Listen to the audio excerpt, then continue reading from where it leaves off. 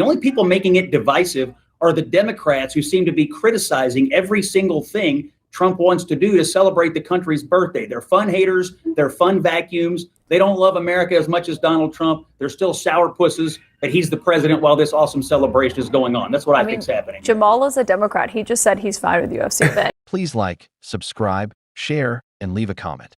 Conservative commentator Scott Jennings joins CNN's The Source with Kaitlan Collins to debate Democratic strategist Jamal Simmons over the controversial idea of hosting a UFC event at the White House as part of America's 250th anniversary celebrations.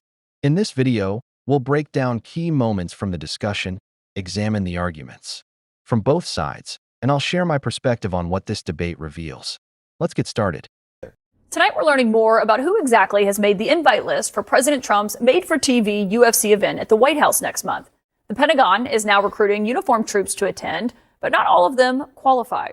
In the words of one defense official summing up the policy to CNN, they said, quote, "No fatties." Memos reviewed by CNN show that the tickets will only be given to service members who meet a certain waist-to-height ratio. A source at the Pentagon said that senior leaders, quote, "want attendees to look good on camera during the event." And the source added, basically, no fat soldiers. With construction underway on the White House South Lawn to build the massive cage to set up for this event on June 14th, here's a look inside how the event came to be. That massive structure that is dwarfing the White House behind me isn't part of President Trump's large-scale renovation of Washington that's been underway now for months, but is instead only temporary and is what UFC has actually dubbed the Claw. It's being erected on the South Lawn of the White House ahead of the UFC fight that is scheduled to be held here on June 14th on the South Lawn, which happens to be President Trump's birthday and is part of the events leading up to the celebration of America's 250th birthday. It's an idea that UFC President Dana White says President Trump suggested to him last summer. We're literally at a fight, and I can't remember if it was New Jersey or Miami. And he looks at me in the middle of the fight and says, "You know what?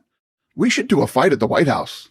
And I'm like, yes, we should do a fight at the White House. That fight, a first in the nation's history to ever be hosted on the White House South Lawn. All people invited, our country is invited to this, it's free. The renderings for the event, UFC Freedom 250, showcase a massive display, including a fighting cage known as the Octagon, just outside the president's bedroom window. A huge red, white, and blue lighting structure, dubbed the Claw, towers overhead, and there will be massive TV screens and seating for a watch party on the ellipse that can accommodate approximately 85,000 fans. And 100,000 people in the back where they're putting up 8 or 10 very big screens.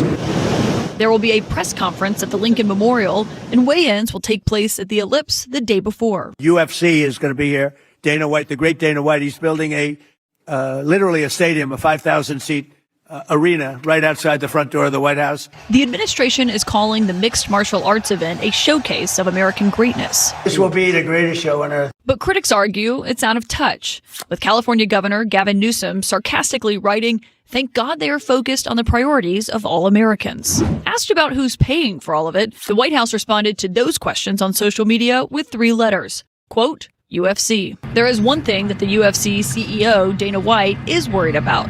The weather. I hate outdoors. Outdoors is just way too unpredictable. If it rains, we're going. If it snows, we're going. The only thing that will stop us is lightning. Dana White is a longtime friend of the president's, speaking at the last 3 Republican national conventions while praising his early support for the UFC. Donald was the first guy that recognized the potential that we saw in the UFC and encouraged us to build our business. Now, White will be by Trump's side when the South Lawn is filled with fans. A White House official told CNN that a third of the tickets are reserved for military members and their family, a third for White House staff and their family, and a third for VIPs. I have never seen anybody want anything so much as people want those tickets. It's a one of a kind. Certainly one of a kind. My political sources are here. Jamal Simmons worked in the Biden White House. Scott Jennings served under President George W. Bush and is inexplicably joining us from a baseball stadium tonight. Jamal, I'm going to start with you since you're in studio. What is your take on the Pentagon putting out these restrictions for ticket recipients here? Well, first of all, let me start here. When you win the White House, you get to have whatever event you want to have at the White House. I know there are some people who think this is probably not the greatest event for the president to have, but it is in line with his base. It's in line with his brand. So just as a communications professional, I understand why they did it. Now, more military members should have a chance to participate in this. It shouldn't be whether or not you meet a. I understand some people aren't being flown in They have tickets, but they've got to get themselves there. If I were the White House, I would get military members to this event if they really want to show their commitment to it and not just let it be for the people who are Washington based or people who can afford to get to the White House. Yeah. I mean, Scott, do you think that there should be height and weight restrictions on which members of the military can come? Look, I didn't know much about this until we decided to do this conversation. I asked the White House point blank, is this true? And I was told, quote, fake news from the Washington Post. So without being in the middle of it, I can only tell you what I've been told by the White House is that there are no restrictions. They are inviting members of the military. They're excited to have members of the military there. And as for these Democrats who are criticizing this, why do they have to be such fun vacuums? This is cool. Teddy Roosevelt had boxing matches at the White House. Donald Trump is the modern Teddy Roosevelt. And I agree with Jamal. When you win the White House, you get to do things at the White House. This is very in line with the president's brand. And it's cool, which I guess is why Democrats hate it.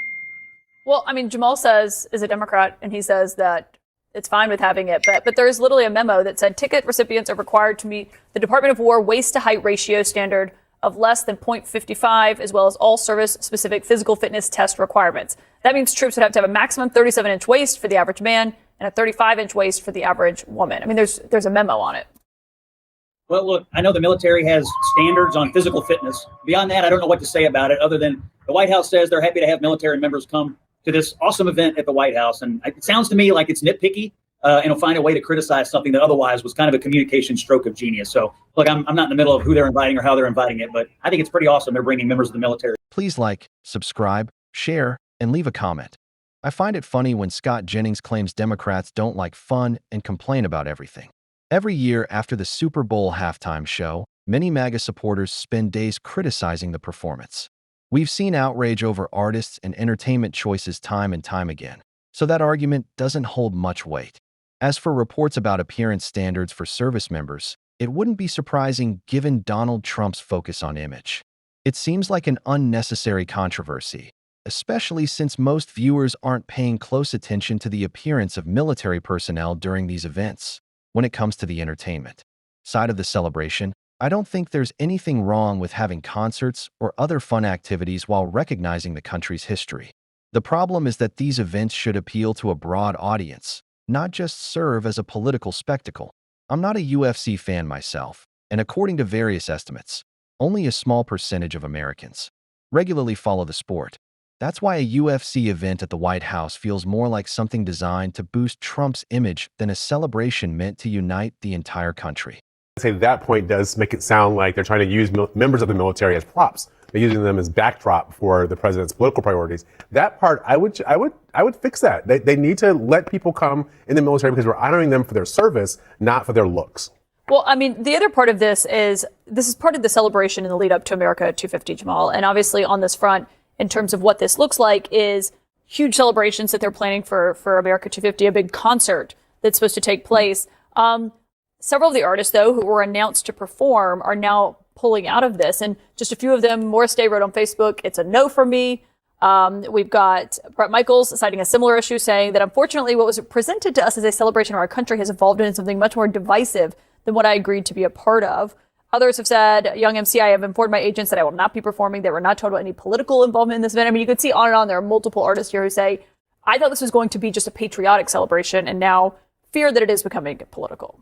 Yeah, well, one of the artists that he had booked was Milli Vanilli, who were notorious for being a fake Grammy recording band.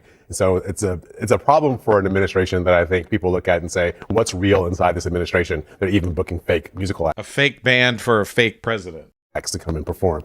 The president, for the 250th anniversary, should be finding ways to bring us together. But we are finding he's doing things like wanting to produce a $250 bill with his face on it. Those aren't things that unite the country around something that we should all be cheering for. Instead, there's sort of sticking his finger in the eye of people who disagree with him at a time when he should be bringing us together. We did hear from Vanilla Ice Scott, who said this on TikTok about the event. Honored to do this concert with everybody. We're going to bring back the 90s. Put your dancing shoes on. We don't take anything too serious, man. We're going to bring the 90s. That's how it works. Go Ninja, go Ninja, go. Scott, what do you make of that? Well, I think we should all stop, collaborate, and listen to Vanilla Ice. He's excited about this, and we should all be excited about this. Now, when you're a Republican and you start dealing with Hollywood and the entertainment industry, it gets very dicey because anytime they come into contact with Republicans, all their peers and all the people out in Hollywood and that industry come down on them hard. That's obviously what's happened here. I personally would love to hear a lot of military bands. I'd love to hear patriotic marches and that kind of music.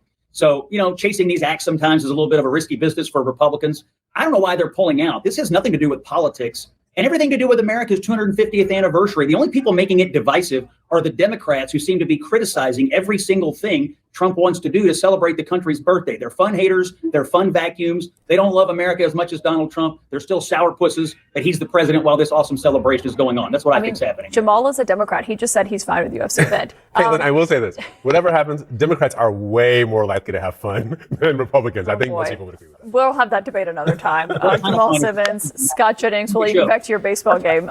Thank you both for being here today. Please like, subscribe, share, and leave a comment. Scott Jennings is pushing the same argument we've heard for years, that Hollywood is somehow anti-Republican. But that doesn't really hold up.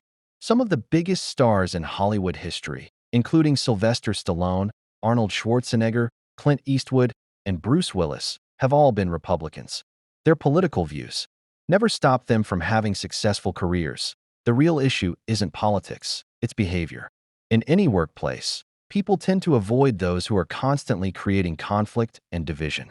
Hollywood is no different. Many MAGA figures have built their brands around attacking others, then act surprised when people don't want to work with them. The same pattern exists with the media. For decades, Republicans have accused journalists of being enemies and treating them unfairly. If you're constantly attacking an industry, it's unrealistic to expect a warm reception in return. As for Donald Trump, no one has seemed more eager to be accepted by Hollywood than he has. Yet he has never truly become part of that world. That's why arguments like the one Scott Jennings made feel more like political talking points than reality. Let me know what you think in the comments.